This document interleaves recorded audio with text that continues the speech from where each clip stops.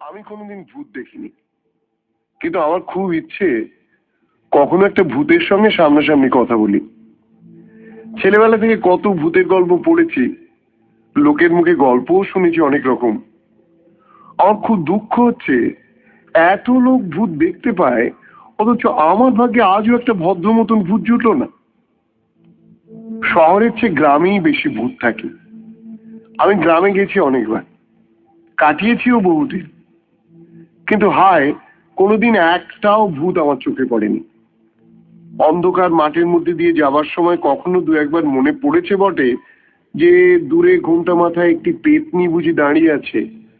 বুক একটু একটু কেঁপে উঠেছে ভয়ে, কিন্তু কাছে গিয়ে দেখেছি দূর কিছুই না, একটা কলা গাছ।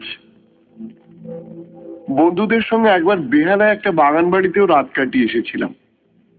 সেই বাগান বাড়িটার বেশ সুনাম ছিল ভূতের হিসেবে, অনেকেই দেখেছে, প্রায় কেউ নাকি বিফল হয়নি। কিন্তু আমরা সারা রাত জেগে বসে রইলাম, তাস খেললাম অন্ধকারে, বাগানে ঘুরলাম, কিছুই হলো না। ভূতেরা আমাদের বয়কট করেছিল। একমাত্র সে বাড়ির ছাদে দেখেছিলাম একটা ভূতুম প্যাঁচা। আমাদের অবস্থা যেন বাঘ শিকার করতে গিয়ে শেষ পর্যন্ত বাজার থেকে খরগোশ কিনে ফিরে আসার মতো। এইরকম অবস্থায় আমার পক্ষে ভূত সম্পর্কে অবিশ্বাসী হয়ে ওঠাই স্বাভাবিক। এত চেষ্টা করেও যদি ভূতের দেখা না পাই, তাহলে ভূতেদের আমি বা পাত্তা দিতে যাবো কেন? অর্থাৎ আমি যেমন ভূতে বিশ্বাস করি না, তেমনি ভূতেরাও আমাকে বিশ্বাস করে না। ভূতরাও আমাকে কখনো দেখেনি, সুতরাং আমাকেই বা তারা বিশ্বাস করবে কি করে? এ সত্ত্বেও অবশ্য ইংরেজি বাংলা ভূতের গল্প পড়তে আমার খুবই ভালো লাগে। মাঝরাত্রিরে একা থাকলে কখনো যে একটু একটু গা ছমছম করে না তাও নয়, কিন্তু লোকজনের সামনে আমি জোর গলায় ভূতের মুখপাত করি। গত বছরে আমি বীরভূমের একটা গ্রামে বেড়াতে গিয়েছিলাম। আমার বন্ধু তপেন সেখানে একটি নতুন প্রতিষ্ঠিত কলেজে চাকরি পেয়েছে। কয়েকদিন খুব খাওয়া দাওয়ার আড্ডা হলো। তারপর এক সন্ধ্যেবেলা কথায় কথায় ভূতের গল্প শুরু হলো। তপেন বলল, এখানকার শ্মশানে কিন্তু রাত্রির বেলা কেউ যায় না রে। আমি জিজ্ঞেস করেছিলাম, কেন? কি জানি, সবাই ভয় পায়। এখানে রাত্রির বেলা কেউ মারা গেলেও সকালের আগে পোড়াতে পর্যন্ত নিয়ে যায় না, বুঝলি? বহু কাল ধরে এই নিয়ম চলে আসছে। আমি তৎক্ষণাৎ লাফিয়ে উঠে বলল, চল তো শ্মশানটা ঘুরে আসা যাক। তপেন বলল, ধ্যাৎ, এসব পাগলামি করার কোনো মানে হয় না। তপেনকে আমি সাহসী ছেলে বলি জানতুম। গ্রামে এসে বোধহয় ভীতু হয়ে গেছে, কিছুতেই শ্মশানে যেতে চায় না। তখন আমার মধ্যে একটা বাহাদুরি দেখাবার লোভ এসে গেছে। আমি যাবই বলে গোঁ ধরলাম। তপেন আমার হাত ধরে টানাটানি করতে লাগলো, বারবার বলতে লাগলো, কেন পাগলামি করছিস? তোরা একটা কিছু বিপদ হয়ে গেলে তোর স্ত্রীর কাছে আমি মুখ দেখাবো কি করে? আমি বললাম, আমার স্ত্রী তোর মুখ দেখবার জন্য ব্যাকুল এমন তো মনে হয় না। গ্রামের রাস্তা ধরে তপেন অনেকখানি আমার সঙ্গে এলো।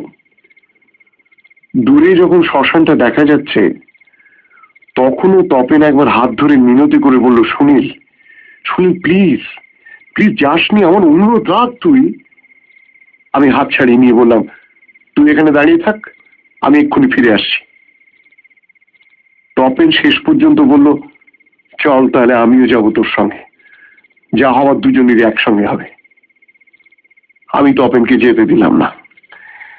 একা একা সাহস দেখাবার লোভ আমি ছাড়তে পারছিলাম না। গ্রামের শ্মশান সাধারণত নদীর ধারে হয়। বীরভূমের অনেক শ্মশানে তান্ত্রিকরা সাধনা করেন শুনেছি। এই শ্মশানটা নদীর ধারে, তবে খুবই ছোট নদী, এখন শুকনো। একটা বিশাল বট গাছের নিচে ঝুপসে অন্ধকার। শ্মশানটার একেবারে কাছাকাছি এসে মনে হলো, ইস, একটা টর্চ আনলে হতো। জায়গাটা বড্ড বেশি অন্ধকার আর দারুণ নির্জন। ঝিঝি পোকার ডাক শোনা যাচ্ছে শুধু। বহু দূরে একটা কুকুরের অশ্রান্ত চিৎকার। আমার চলার গতি কমে এলো। পেছন ফিরে তাকিয়ে দেখলাম তপেনকে আর দেখা যাচ্ছে না। একটা ভাঙা কলসির উপর পা পড়তেই আমি ভয়ে লাফিয়ে উঠলাম। পরক্ষণে নিজেকে ধিক্কার দিলাম। আমি ভয় পাচ্ছি কেন? কিসের ভয় আমার? ভয় কাটাবার জন্য ফস করে একটা সিগারেট ধরালাম। তবু মনে জোর আসছে না। মনে হতে লাগলো ভূত না থাক, সাপ টাপ তো থাকতে পারে। আমার একটা টর্চ আনা উচিত ছিল। সিগারেটের সামান্য আলোয় কিছু দেখাও যাচ্ছে না। একটা একটা করে দেশলাইয়ে কাঠি জ্বালতে লাগলাম। কিছু পোড়া কাঠ, কয়েকটা ভাঙা হাড়ি আর একটা মাদুর ছাড়া কিছুই নেই।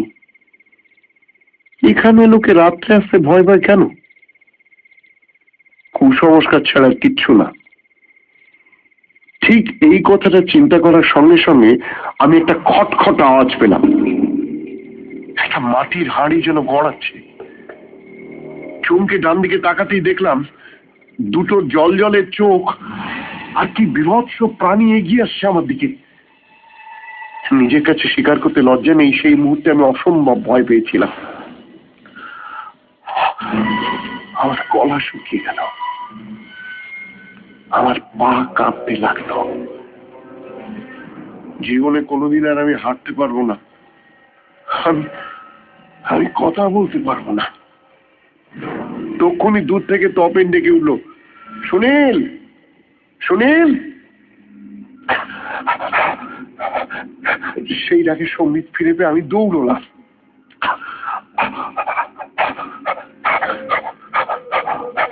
দৌড়তে দৌড়তেই একটা আছাড়। সেদিন যদি আমি আছাড় খেয়ে না পড়তাম তাহলে সারা জীবন আমাকে ভীতুই থাকতে হতো। আমি আছাড় খেয়ে পড়বার সঙ্গে সঙ্গে একটা নেড়ি কুত্তা কেউ কেউ করে ডেকে পালানো। ঘাম দিয়ে জ্বর ছাড়ার মতন আমার শরীর থেকে ভয় একেবারে চলে গেল। আর কিছুই না, একটা ক্ষুধার্ত কুকুর মাটির হাঁড়ি যাচ্ছিল। বহুদিনের কুসংস্কার, অন্ধকার আর নির্জনতার জন্য সেটাকেই আমার মনে হয়েছিল অদ্ভুত কিছু। ভালো করে তাকাতে পর্যন্ত পারিনি। হেসে উঠলাম আমি হো করে। বিশেষত তপেনকে শোনাবার জন্য আমার হাসি আরো জোরালো হয়ে। তপেন হাঁপাতে হাঁপাতে এসে জিজ্ঞেস করলো, কিরে কি হয়েছে? আমি কই কিছু না তো। এবারও ভূতেরা আমাকে ভয় পেয়েছি, বুঝলি। যাই হোক, এইভাবে আমি বন্ধু বান্ধব, আত্মীয় স্বজন সকলের কাছে এই ধারণাটা তৈরি করে দিতে পেরেছিলাম যে ভূত আমি একেবারে বিশ্বাস করি না, ভূতও আমার ধার ঘেঁষে না কখনো। কিন্তু এর কিছুদিন বাদেই কলকাতা শহরে আমার জীবনে এমন একটা অভিজ্ঞতা হলো যার ঠিক ব্যাখ্যা আমি আজও জানি না। ভূত আমি আজও দেখিনি, তবে আমার ঘরের দরজার আড়ালে কে এসেছিল কে জানে। ব্যাপারটা গোড়া থেকেই বলতে হয়। বিয়ে করার পর আমি একটা সার সত্য জানলাম, মেয়েদের খুশি করতে গেলে একটা ভালো বাথরুমওয়ালা বাড়িতে থাকা দরকার। বিয়ের পর মেয়েদের কাছে স্বামীর যৌবন কিংবা পৌরুষ কিংবা টাকা পয়সা কিংবা খ্যাতি সবই তুচ্ছ হয়ে যায় যদি বাড়ির বাথরুমটা ভালো না হয়। আমার স্ত্রী শান্তা স্নান করতে সময় লাগে 40 থেকে 45 মিনিট। স্নানের ঘরটা তার একটা বিলাসিতার জায়গা। সুতরাং আমি যে ফ্ল্যাট ভাড়া করি, বাথরুমটা কিছুতেই তার মনের মতো হয় না। ফলে আমাদের গৃহশান্তি নষ্ট হবার উপক্রম। এই জন্য আমাকে ঘন ঘন বাড়ি বদলাতে হয়। কলকাতা শহরে পছন্দ মতন ফ্ল্যাট খুঁজে পাওয়াই দুষ্কর। তাছাড়া প্রত্যেকবার নতুন ফ্ল্যাট নিতে গেলেই ভাড়া বেড়ে যায়। কিন্তু এসব কথা শান্তাকে বোঝানো যাবে না। বাড়িতে ফিরে স্ত্রীর সঙ্গে ঝগড়াঝাটি করার বদলে ফ্ল্যাট খুঁজে বেড়ানো অনেক উত্তম কাজ। 3-4 বার বদলাবার পর দক্ষিণের লেকের ধারে আমরা একটা চমৎকার ফ্ল্যাট পেয়ে গেলাম। ছিমছাম, ছোটখাটো এবং পরিষ্কার, ঠিক যেন আমাদের জন্য তৈরি। ভাড়াও সাধ্যের মধ্যে, 2টি বাথরুম, একটা একটু সাধারণ গোছের হলেও শোবার ঘরের সঙ্গে লাগানো বাথরুমটি এক কথায় অনবদ্য। রীতিমতো বড় সাদা টালি বসানো, ধপধপে চকচকে। বাথরুমের জানলা দিয়ে দূরের মাঠ ও গাছপালা দেখা যায়। শান্তার দারুণ পছন্দ হয়ে গেল। পরের রবিবারই আমরা বাড়ি বদল করে ফেললাম। নতুন বাড়িতে এসে একদিন আমি আমার বন্ধু বান্ধবীদের নেমন্তন্ন করলাম, আর একদিকে শান্তা ওর বন্ধু বান্ধবদের একদিন নেমন্তন্ন করলো। রীতিমতো হই চই আনন্দে কাটলো কয়েকটা দিন। শান্তার সবসময় মন ভালো থাকে। আমি একটু বেশি রাত করে বাড়ি ফিরলেও বকুনি দেয় না। বুঝতে পারি সবই যেন ওই বাথরুমের গুণ। শান্তা এখন স্নানের সময়টা বাড়ি 1 ঘন্টা করেছে। শাওয়ারের নিচে দাঁড়িয়ে ও 2-3টি রবীন্দ্রসঙ্গীত শেষ করে। প্রথম ঘটনাটি ঘটলো দিনাষ্টেক বাদে। আমরা ঘুমোই অনেক রাত করে, প্রায় সারা শহর ঘুমিয়ে পড়ার পর। আর একবার ঘুমিয়ে পড়লে সহজে আমার ঘুম ভাঙে না। আমি অঘরে ঘুমোচ্ছিলাম। হঠাৎ শান্তা আমাকে ঠেলা দিয়ে বলল, এই শুনছো? বেশ কিছুক্ষণ ডাকাডাকির পর আমার ঘুম ভাঙলো। ঘুম জড়িত গলায় আমি বললাম, কি? কে যেন দরজায় ধাক্কা দিচ্ছে। এত রাত্রে আমার কে দরজায় ধাক্কা দেবে? কিছু না, ঘুমনি এখনো। ওই তো আওয়াজ হচ্ছে, শুনতে পাচ্ছ না? আমি কান পেতে শুনলাম। একটা আওয়াজ পাওয়া যাচ্ছে বটে, তবে খুব জোরে নয়। কেউ যেন খানিক দ্বিধা ও সংকোচের সঙ্গে দরজায় ধাক্কা দিচ্ছে, যাতে প্রতিবেশীদের ঘুম না ভাঙে। আমি বললাম, হাওয়ায় ধাক্কা লাগছিল বোধহয়। ও কিছু না, তুমি ঘুমিয়ে পড়ো। শান্তা বলল, মোটেই হাওয়ার ধাক্কায় ওরকম শব্দ হয় না। না, স্বামী হিসেবে একবার আমার দেখা উচিত, নইলে শান্তা আমাকে ভীতু ভাববে। কিন্তু শীতের রাত্রে বিছানা ছেড়ে উঠতে কার ইচ্ছে হয়? তবু উঠতে হলো। আলো জ্বালালাম। দরজা খুলে দেখলাম বাইরে কেউ নেই। বাইরে আলো জ্বেলে সদর দরজাও খুলে দেখলাম। সিঁড়িতে উঁকি দিলাম, না, কোথাও কেউ নেই। Sunday suspense.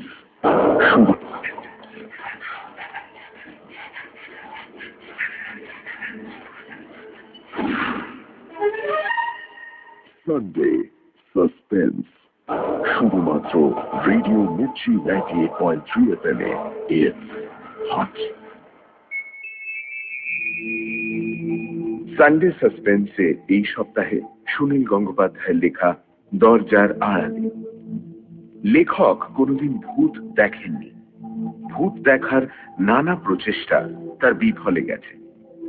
একবার শ্মশান পর্যন্ত গিয়েছিলেন এক বন্ধুর সঙ্গে। সেখানেও ভূতের দেখা পেলেন না। কিন্তু এই কলকাতা শহরেই তার একবার এক অদ্ভুত অভিজ্ঞতা হল। নতুন একটা ফ্ল্যাটে এলেন স্ত্রী শান্তার সঙ্গে। সেখানে রাতে বাথরুমের দরজায় ঠক ঠক শব্দ। তারপর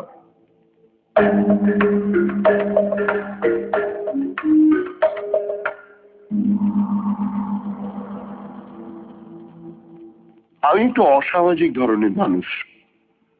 বহুদিন অনেক রাত পর্যন্ত বাইরে ঘোরাঘুরি করি। আমার বন্ধুরাও কখনো কখনো মাঝরাত্রে এসে আমার বাড়িতে হাজির হয়। সেই রকম কেউ এসে দরজায় ধাক্কা দিলে অবাক হওয়ার কিছু ছিল না। কিন্তু কারুকে কোথাও দেখতে না পেয়ে আমাকে এই সিদ্ধান্ত নিতেই হলো যে হাওয়ায় ধাক্কা লেগেছে, কিংবা ইঁদুর টিঁদুর খটখট করছিল।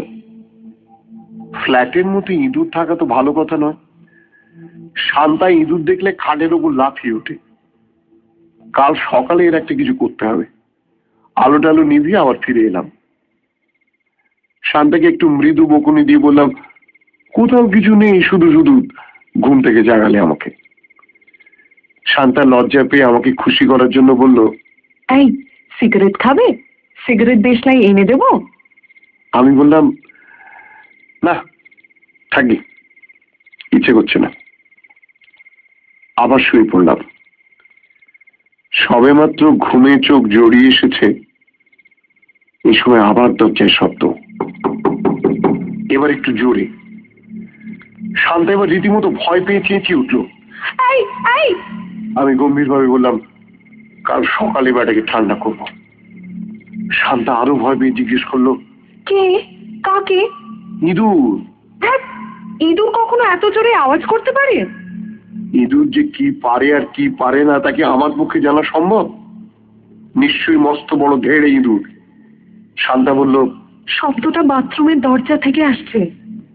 এই একটা গুরুতর ব্যাপার। শান্তার প্রিয় বাথরুমে যদি ইঁদুর থাকে তাহলে তো সাংঘাতিক কথা। আবার আমাকে ফ্ল্যাট খুঁজতে হবে। সুতরাং উঠতেই হলো।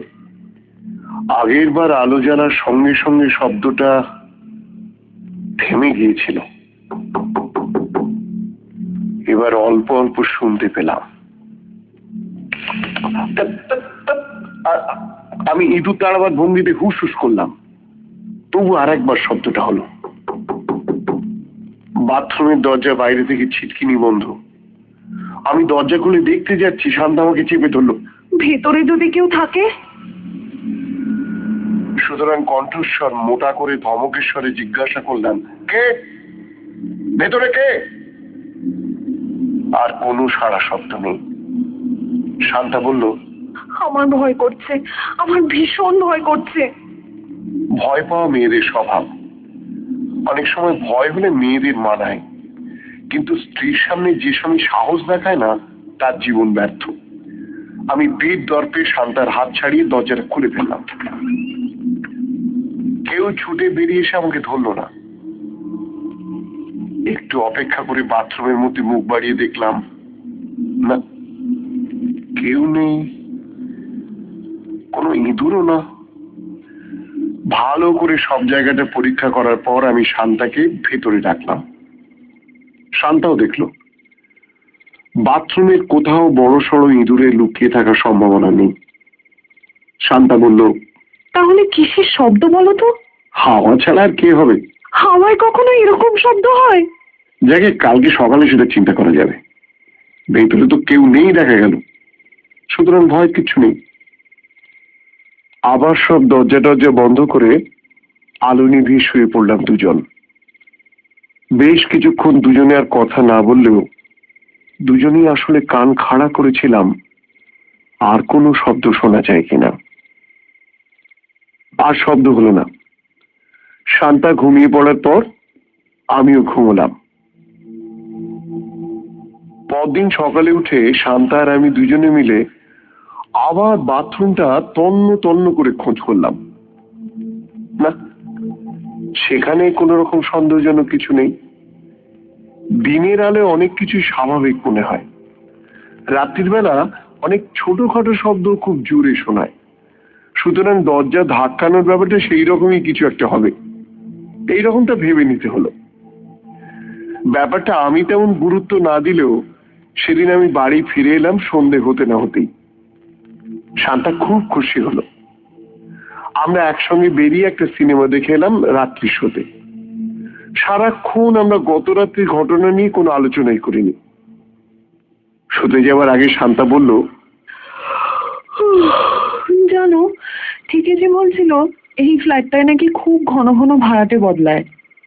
আমি জিজ্ঞেস করলাম, কেন? তা জানি না, আগের ভাড়াটেরা নাকি মাত্র 15 দিন থেকেই চলে গেছে। ভাগ্যিস গেছে, নইলে এমন চমৎকার ফ্ল্যাটটা আমরা পেতাম না।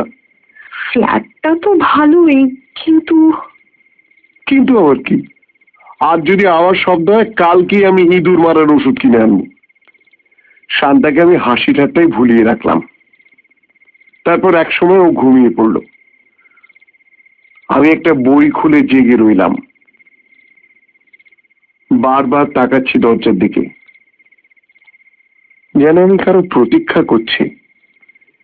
সে এসে দরজা ধাক্কা দিলেই যেন আমাকে খুলে দিতে হবে। রাত্রি 1:30 পর্যন্ত বই পড়লাম। আজ আর কোনো রকম শব্দ নেই, তবু আমার ঘুম আসছে না। রাস্তা দিয়ে মাঝে মাঝে দুটো একটা গাড়ি যাচ্ছে, এছাড়া থমথম করছে রাত। বাথরুমের দরজাটার দিকে তাকালেই আমার মনে হচ্ছে উপাসে যেন কেউ দাঁড়িয়ে রয়েছে। আমি আলো নেভাইনি বলে দরজায় ধাক্কা দিতে পারছে না। কোনো একটা কিছু সম্পর্কে বেশিক্ষণ ভাবলেই এইরকম সব চিন্তা আসে। আমি বিছানা থেকে উঠে পড়ে বাথরুমের দরজাটা খুললাম।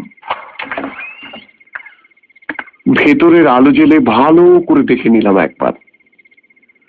বাইরের দিকে জানলাটা বন্ধ করে দিলাম, হাওয়া আসবার যাতে কোনো উপায় না থাকে।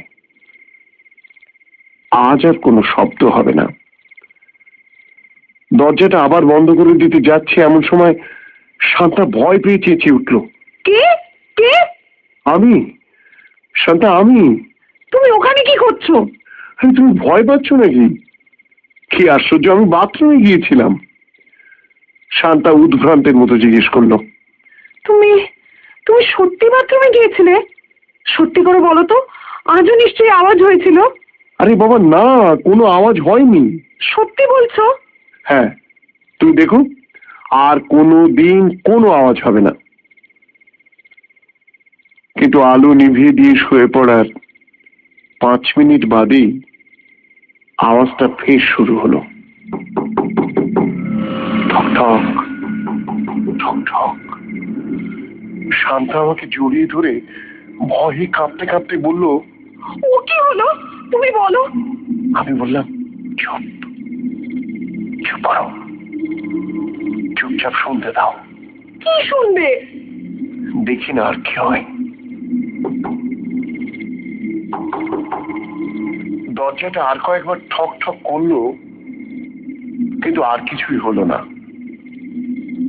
শান্তা চাপা স্বরে ফুঁপিয়ে ফুঁপিয়ে কাঁদতে লাগলো।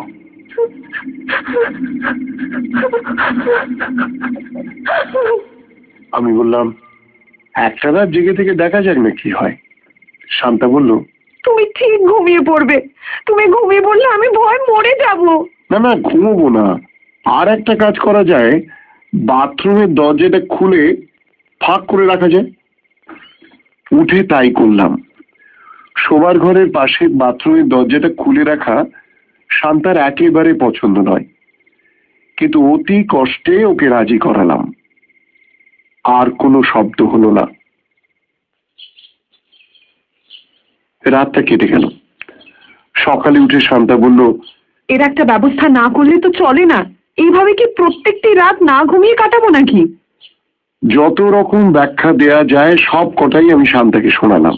যেমন, বাতাসের ধাক্কা তো হতেই পারে, তাছাড়া হঠাৎ কোনো গাড়ির ঝাঁকানি পেয়ে, কিংবা এ বাড়ির অন্য কোনো ফ্ল্যাটের দরজা বন্ধ করার সময় নিশ্চয়ই দরজাটা কেঁপে ওঠে। শান্তা বিশ্বাস করলো না। দরজাটার গায়ে হাত দিয়ে বলল, দেখছো কিরকম দরজা, এমনিতে কিছুতেই নড়তে পারে না। আমি বললাম, ঠিক আছে, লক্ষ্য রেখো তো দিনের বেলা কোনো আওয়াজ হয় কিনা। সেদিন বন্ধু বান্ধবের পাল্লায় পড়ে আমার বাড়ি ফিরতে অনেক রাত হয়ে গেল। বাড়ির বাইরের জগৎটার সঙ্গে একবার জড়িয়ে পড়লে তখন আর বাড়ির কথা মনে থাকে না। সিঁড়ি দিয়ে ওঠার সময় একটু অবাকই বোধ করলাম। শান্তা অনেকক্ষণ একলা আছে। রাত 11টা বেজে গেছে। 2-3 বার কলিং বেল টিপলাম, দরজা খুলে না। শান্তা কি ঘুমিয়ে পড়লো? বেল টিপতে টিপতেই আমি ডাকলাম, শান্তা শান্তা। একটু বাদে দরজা খুললো। শান্তার চোখে জল। এটা আমার কাছে একটা নতুন ব্যাপার। দেরি করে বাড়ি ফিরলে শান্তা মাঝে মাঝে বেশ বকাবকি করে, কিন্তু প্রথমেই তো কাঁদে না কখনো। আমি কিছু বলবার আগেই শান্তা বলল, আমি বেঁচে থাকি কিংবা মরে যাই, তোমার তাতে কিছু যায় আসে না, না? অনুতপ্ত গলায় বললাম, শান্তা, এইসব কি বলছো? হঠাৎ দেরি হয়ে গেল বুঝলে। মানে বম্বে থেকে আমার এক পুরনো বন্ধু এসছে, অনেকদিন পর দেখা, তাই। বাড়ি ফিরে যদি দেখতে আমি মরে গেছি। ঠিক, এসব কি বলছো? কেন, কি হয়েছে? তুমি ভয়টাই পেয়েছিলে নাকি? যাকে সারা দিন সকাল সন্ধে একলা থাকতে হয় তার কি ভয় পেলে চলে? কি হয়েছে বলো না। আবার কি ওই দরজাটা? না, কিছু হয়নি। কাছে গিয়ে শান্তার মাথায় হাত দিয়ে বললাম, লক্ষ্মীটি, রাগ করো না, আর একদিনও আমি দেরি করবো না। এরকম কতবার বলেছো? জানো এই ফ্ল্যাটে একটি মেয়ে আত্মহত্যা করেছিল। যা। আমাকে আজ 2-3 জন বলল। মেয়েটি আমারই বয়সী ছিল, খুব সুন্দর দেখতে। দেখে রাত্রিবেলা আর ওইসব গল্প বলতে হবে না। শোনো, আমি বাইরে থেকে খেয়ে এসছি, খাবো না, শুয়ে পড়া যাক। আজ রাত্রিটা ভালো করে ঘুমোতে হবে। শান্তার কোনো কথা বললো না, কিছুক্ষণ গম্ভীর হয়ে রইল। জামা কাপড় বদলে আমি শুয়ে পড়ার জন্য তৈরি হলাম। শান্তা বলল, আমি বাথরুমে যাব, কিন্তু আমার ভয় করছে। আমি হাসতে হাসতে বললাম, আরে এর মধ্যে ভয় পাচ্ছ? আলো জ্বলা রয়েছে, আমি জেগে আছি তো। শান্তার গলার আওয়াজটা যেন বদলে গেল। অদ্ভুত ভাবে বলল, আমি বাথরুমে গেলে তুমি বাইরে থেকে দরজা বন্ধ করে দেবে না তো? আমি চমকে গিয়ে বললাম, এ কি বলছো তুমি? দরজা বন্ধ করে দেবো কেন? সত্যি করে বলো, দরজা বন্ধ করে দেবে না? তুমি আমাকে বাথরুমে আটকে রাখবে না? বলতে বলতে শান্তা হু হু করে কেঁদে ফেললো। কিরকম যেন পাগলের মতো হয়ে গেছে ও। আমি ওর দুহাত ধরে ঝাঁকুনি দিতে দিতে বললাম, শান্তা, এই শান্তা, কি হলো? কি কি বলছো এসব? তুই তুই আমাকে বিশ্বাস করো না? শান্তা কোনো ক্রমে নিজেকে একটু সামলে নিয়ে তারপর আস্তে আস্তে বলল, জানো, সেই মেয়েটির স্বামী রাগ করে একদিন তাকে বাথরুমের মধ্যে আটকে রেখেছিল। মেয়েটি কত ধাক্কা দিয়েছে, তবু খোলেনি। তখন লজ্জায় অপমানে মেয়েটি আত্মহত্যা করেছিল। আমি ধমক দিয়ে বললাম, যত সব গাঁজাখড়ি গল্প। সেই মেয়েটি বুঝে এসে রোজ ধাক্কা দেয়, তা দেয় তো দিক না, আমাদের তো কোনো ক্ষতি করে না সে। অনেকক্ষণ ধরে আমি শান্তাকে বোঝালাম। তারপর একসময় ও শুয়ে পড়ল। আমি আলো নিভিয়ে চুপ করে দাঁড়িয়ে রইলাম বাথরুমের দরজার পাশে। আলোতে প্রেতাত্মারা থাকে না শুনেছি। আমি আলো নিভিয়ে চুপ করে দাঁড়িয়ে রইলাম বাথরুমের দরজার পাশে। আলোতে প্রেতাত্মারা থাকে না শুনেছি। সেই দক্ষিণী মেয়েটি যদি দরজা ধাক্কাতে আসে, আমি অন্ধকারেই তাকে দরজা খুলে দেখব। প্রায় ঘন্টাখানেক দাঁড়িয়েছিলাম, কিছুই হলো না, কোনো শব্দ নেই। তারপর ক্লান্ত হয়ে বিছানায় শোয়া মাত্রই দরজা একটা আওয়াজ হলো। শান্তা সঙ্গে সঙ্গে চেঁচিয়ে উঠল, ওই যে আবার! আমি তড়াক করে বিছানা থেকে নেমে ছুটে এসে দরজা খুললাম। দারুণ আশা ছিল মেয়েটিকে দেখতে পাবো, কিন্তু না, কেউ নেই। অন্ধকারেও কারুকে দেখা গেল না, শুধু অন্ধকার। না, ভূত আমার ভাগ্যে নেই। আমার চোখের সামনে ওরা যেন কিছুতেই আসতে চায় না। তবে সেই দরজার আড়ালে কি ছিল, কেন বাথরুমের দরজায় কুণ্ঠিত ধাক্কা পড়তো, তা আমি কোনোদিন জানতে পারিনি। আবার ফ্ল্যাট বদল করতে হয়েছে শান্তার জন্য। এ ফ্ল্যাটের বাথরুম তেমন ভালো নয়, কিন্তু শান্তা আর কোনো অভিযোগ করে না।